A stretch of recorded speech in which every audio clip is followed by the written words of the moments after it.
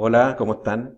Hoy día vamos a continuar viendo la teoría del consumidor y vamos a ver un tema muy interesante que les va a gustar mucho, que es respecto a lo que sucede cuando hay cambios en la renta, en el ingreso de los consumidores. Y se van a producir situaciones donde nosotros vamos a poder determinar qué tipos de bienes existen. Algo que es muy popular, pero a veces uno no sabe el origen de esos conceptos. Así que vamos con ello y veremos, ¿cierto?, que seguimos en la unidad número 3, sesión número 5.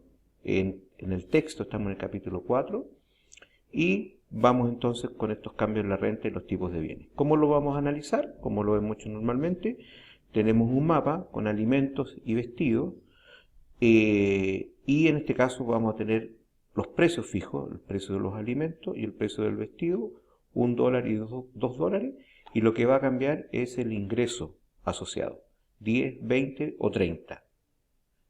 Y ese ingreso lo vamos a reflejar en estos gráficos. Entonces inicialmente vamos a tener un ingreso que refleja una cierta línea de presupuesto y un equilibrio U1. Luego vamos a tener un ingreso de 20 que por supuesto desplaza la recta presupuestaria hacia afuera, alcanzando un nivel de utilidad más alto, U2, y finalmente un nivel de ingreso de 30 que nos determina un nuevo punto de equilibrio, que es el punto D. Por lo tanto, unimos todos los puntos de equilibrio que se consiguen, que es el punto C, B y D, y obtenemos una línea que la vamos a denominar curva renta-consumo. Y por supuesto que a medida que aumenta la renta, en este caso vemos claramente que aumenta también el beneficio o utilidad de los consumidores. ¿Ya? ¿Qué es lo que buscamos nosotros? Es verificar cuáles son todas las posibilidades. Entonces, vamos a ver también que cuando uno está parado en el análisis de la demanda de un bien, por ejemplo alimentos, y vimos que el precio de los alimentos era de 1, entonces esta demanda, cuando hay un cambio en el ingreso, va cambiando. ¿Ya? Este es para la cantidad de demanda de 1, que definió 4 unidades de alimentos, la demanda 2 definió 10 unidades de alimentos y la demanda 3, para el ingreso más alto, definió un consumo de 16. Es decir, nosotros estamos reflejando estos valores para distintos niveles de ingreso, pero en el mapa de la demanda individual que nosotros veíamos anteriormente en los otros videos. Ahora, podemos ir sacando algunas conclusiones. Primero, la curva de renta-consumo comprende las combinaciones de alimentos y vestidos maximizadoras de la utilidad para los distintos niveles de renta. ¿Ok? Ahora, un aumento de la renta desplazará la recta presupuestaria hacia la derecha, aumentando la demanda a lo largo de la curva renta-consumo. O sea, porque se puede conformar una curva renta-consumo porque está aumentando el ingreso y desplaza los puntos de equilibrio generalmente hacia afuera. Simultáneamente, el aumento de la renta provoca un desplazamiento de la curva de demanda hacia la derecha. Todo eso está ocurriendo. ¿Okay? Otra cosa que es interesante es ver qué posibilidades tenemos con ese cambio en la renta. Entonces, cuando la curva de renta-consumo tiene pendiente positiva, que es el caso que acabamos de presenciar, eso quiere decir que la cantidad demandada aumenta con el aumento en la renta. Son positivos esos cambios. La elasticidad de renta de la demanda es positiva. No hemos hablado de la elasticidad en este caso, pero ustedes ya saben que la elasticidad es el cambio porcentual, en este caso, de la cantidad demandada de alimento ante un cambio porcentual en la cantidad de ingresos. ¿Ok? Eso es lo que se denomina elasticidad de renta. Ahora, el bien es un bien normal cuando el aumento porcentual en el ingreso, por ejemplo 10%, es mayor al aumento de la cantidad, que puede ser 8%, siendo ambos positivos. Es decir, un bien es normal ante un aumento en el ingreso del porcentaje que sea, un 10%, y el aumento en la cantidad demandada de ese bien también aumenta, pero menos de un 10%, o el porcentaje que sea que estemos usando como referencia. Eso es lo que se denomina un bien normal. De alguna forma, lo que hay que tener claro que eso implica que ese aumento en el ingreso se va a repartir entre este bien y otro, porque si el aumento fue un 10% y solo un 8% aumentó el consumo de este bien, algo sucedió con el otro 2%. Bueno, ningún misterio decir que el otro 2% se fue al consumo del otro bien. ¿ok? O sea, todo aumento en la renta tiene que ser redistribuido en el consumo de ambos bienes, ¿ya? Ahora, ¿cuándo un bien es superior? Un bien es superior cuando el aumento porcentual en el ingreso, este 10%, es menor al aumento porcentual en la cantidad. O sea, el ingreso aumentó en un 10% y el consumo de alimentos, por ejemplo, aumentó un 15%. ¿Te fijas? Entonces, eso quiere decir que este aumento en el ingreso se lo absorbió todo el aumento en alimentos y más también. Entonces la pregunta que va a surgir, ¿y qué pasó con el otro bien? Bueno, no queda ninguna opción que el otro bien tenga que estar disminuyendo su consumo. No queda ninguna posibilidad. Ok, el otro bien que estamos analizando es el bien inferior. ¿Qué es lo que es un bien inferior? Significa que la cantidad demandada disminuye con la renta. O sea, ante un aumento en el ingreso, disminuye la cantidad demandada. Por lo mismo, la elasticidad renta de la demanda es negativa. Un aumento porcentual del ingreso le va a corresponder una disminución porcentual en la demanda. Y el bien es un bien inferior cuando el aumento porcentual en el ingreso es de signo contrario al aumento en el porcentaje de la cantidad demandada que ha cambiado. O sea, si el ingreso aumenta, la cantidad demandada disminuye. ¿Ok? O si el ingreso baja, la cantidad demandada sube. ¿Ya? Están todas esas posibilidades. Entonces así hemos definido, muy simplemente, lo que son los bienes normales, superiores e inferiores. En clase vamos a hablar más detalladamente algunas implicancias de ello. Ahora, un ejemplo. Por ejemplo, tenemos hamburguesa y tenemos bistec. Las hamburguesas son un bien de consumo más amplio, popular. Por lo tanto, cuando aumenta el ingreso, posiblemente aumente el consumo de hamburguesas y de bistec. ¿Ok? Pero cuando siga aumentando el ingreso, esto es una posibilidad, ¿cierto?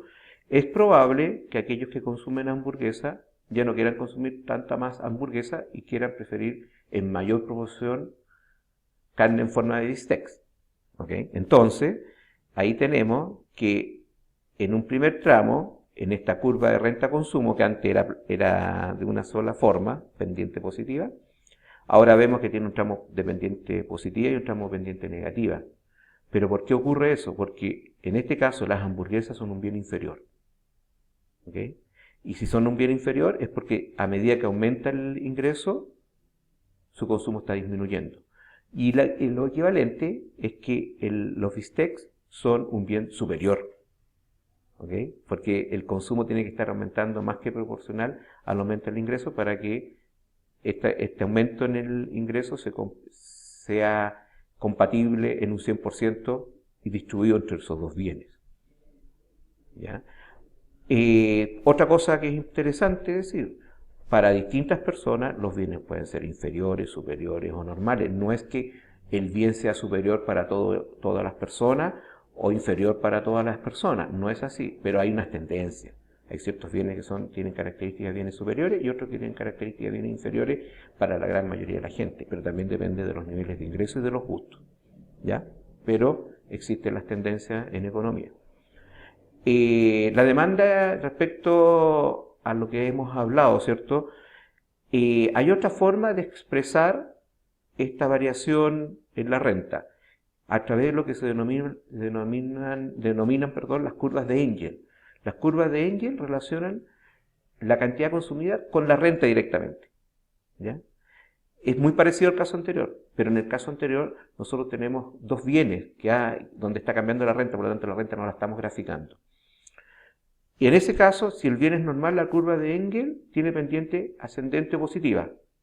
Y si el bien es inferior, la curva de Engel tiene pendiente descendente o negativa. O sea, esto que les voy a mostrar acá. Por ejemplo, en el caso que vimos, cuando el ingreso está aumentando de 10 a 20, los dos bienes eran normales, porque los dos estaban aumentando su consumo. Pero cuando subió de 20 a 30, uno de ellos se transformó en bien inferior. ¿Se acuerdan las hamburguesas? Por lo tanto, aquí nosotros teníamos antes vestido, pero ahora tenemos renta. O sea, graficamos alimento y renta. Por eso podemos establecer una relación directa.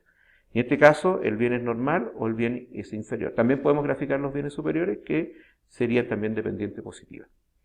Por otro lado, hay muchos estudios respecto a qué características en general tienen los bienes.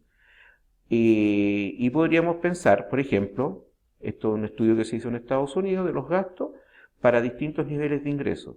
Entonces, veamos un par de ejemplos. Las actividades recreativas, si ustedes se fijan, han ido aumentando los ingresos a través del tiempo, o personas que tienen distintos niveles de ingresos, se ve que las actividades recreativas aumentan también proporcionalmente, ¿ya?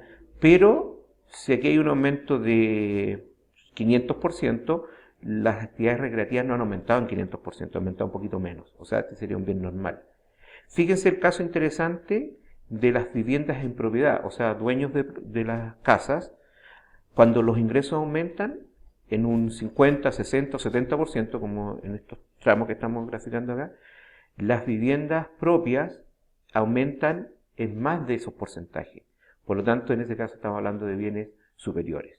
La vivienda propia es un bien superior, porque a medida que aumenta el ingreso, la gente destina más incluso de lo que fue ese aumento del ingreso a comprar vivienda. Y las viviendas arrendadas ocurre exactamente lo contrario. Fíjense que a medida que la renta aumenta, las viviendas arrendadas o alquiladas incluso tienen una disminución, o sea, sería un bien inferior, claramente inferior. ¿Se fijan? Y así lo podemos hacer estos estudios para distintos tipos de bienes. Quiero terminar esta parte hablándoles de los bienes sustitutos y los bienes complementarios, porque a esta altura podría haber algún tipo de confusión de qué se tratan los bienes superiores, inferiores, normales y qué tenían que ver con los bienes sustitutos y complementarios.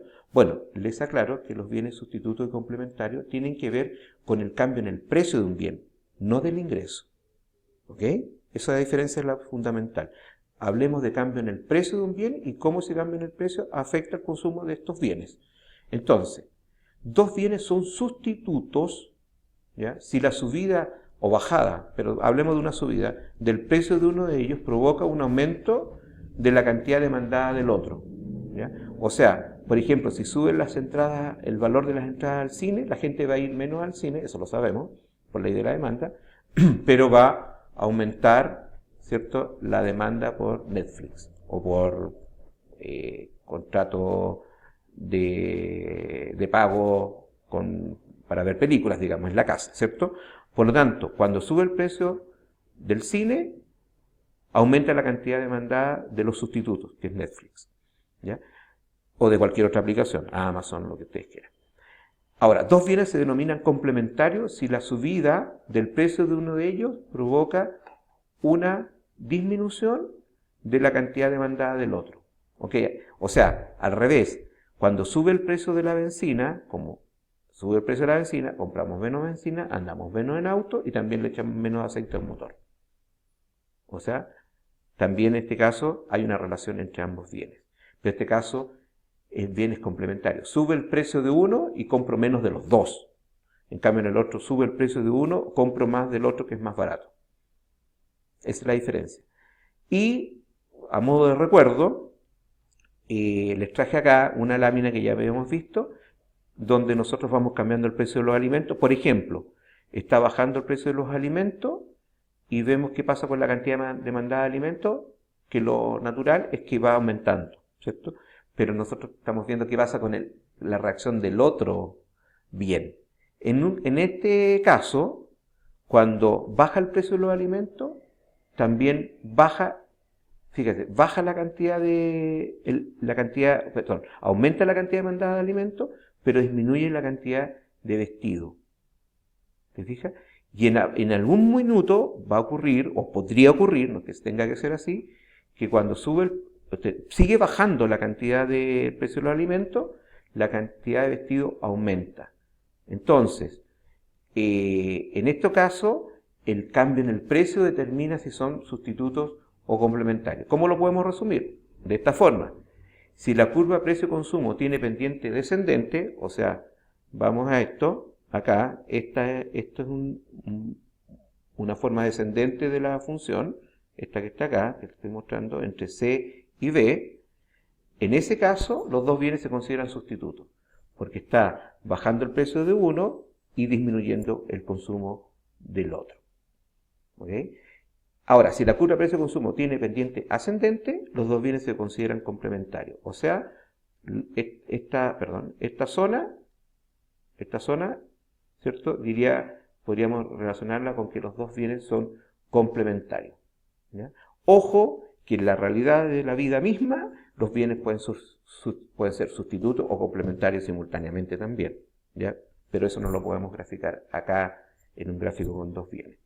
Eso por hoy, y ya nos queda un trocito, una pequeña porción de lo que es la demanda del consumidor, donde vamos a ver un caso muy interesante que es el efecto sustitución y el efecto renta, ¿ya? Que va a ser muy, muy interesante para el análisis.